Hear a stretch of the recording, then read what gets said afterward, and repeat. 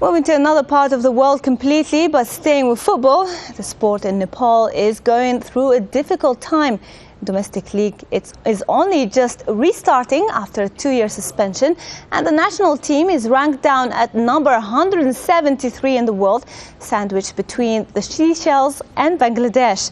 But football is still the most popular sport in the country, and there is now a concerted effort amongst both the men's and women's game to put the bad times behind them. Here's Andy Richardson with the latest of his special reports from Kathmandu. As world footballing outposts go, this is right up there. Welcome to Nepal's Durant Football Club, a ground where the fans get to see the players changing as well as playing in a country where football is the #1 sport. Football is very popular in Nepal. Everyone loves to play football and everyone loves to watch a good football match. I love football. I sleep football. I die football.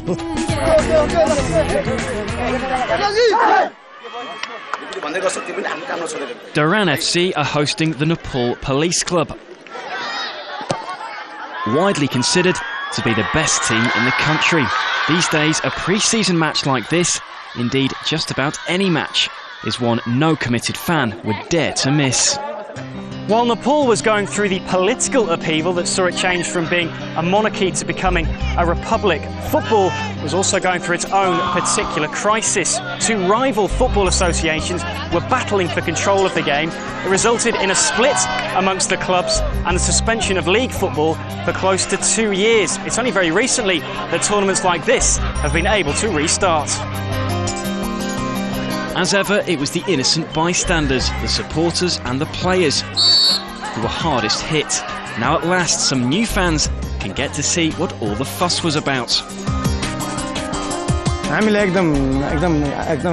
Politics should never interfere with football. When football was suspended, it was terrible. We were all desperate to watch a match. But the situation was, football shouldn't have been stopped.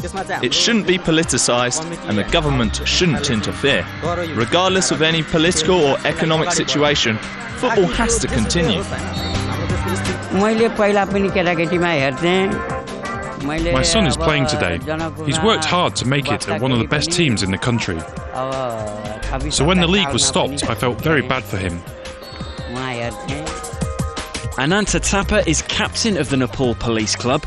He says the game in his country is only just starting to recover from its 2-year hiatus. That was really frustrating. All the players, they were really frustrating. They really wanted to play. All the players from our country, they really want to play. They are the people of our country, they love football.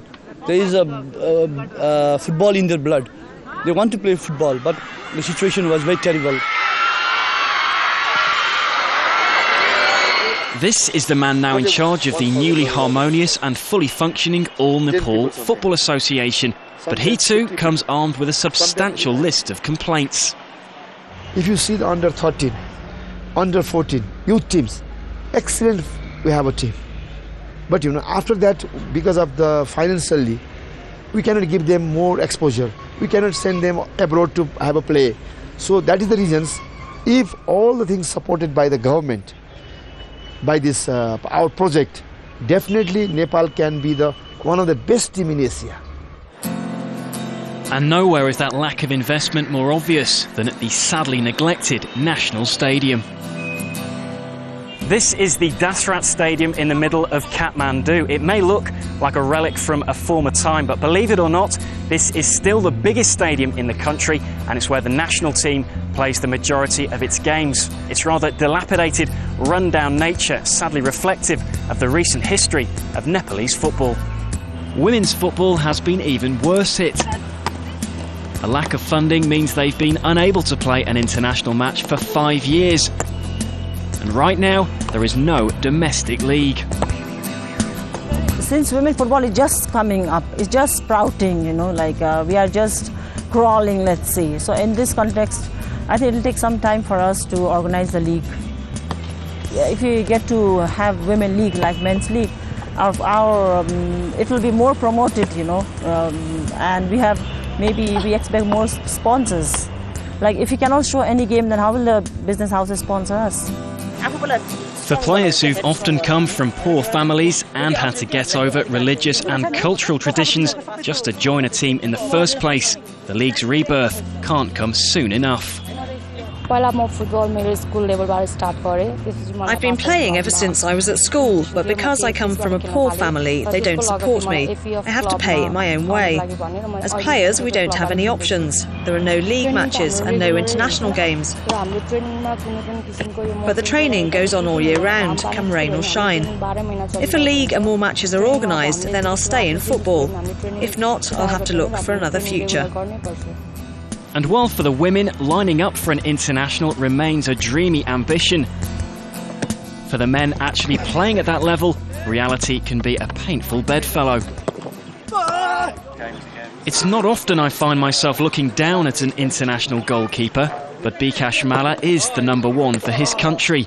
He's seen firsthand how the clubs and the national side have suffered. These 2 years, not even a single player came to national team because they don't have any opportunity to show their game, It's very bad for the players because our football is little bit going up. Then when we stop the league, then automatically will go down, maybe 5-10 years.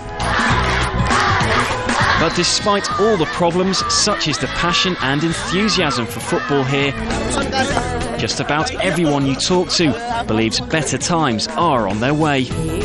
Due to the globalization of this world, we are getting opportunity to see each and every game of English Premier League. We can see the game of Man U, we can see the game of Chelsea, Arsenal, so we can learn a lot from it and we can use it in our game. So it doesn't frustrate, but despite it encourages me just to play football and just play like them. We say it's never too late. I think a day will come that we will be strong enough to play in the international matches.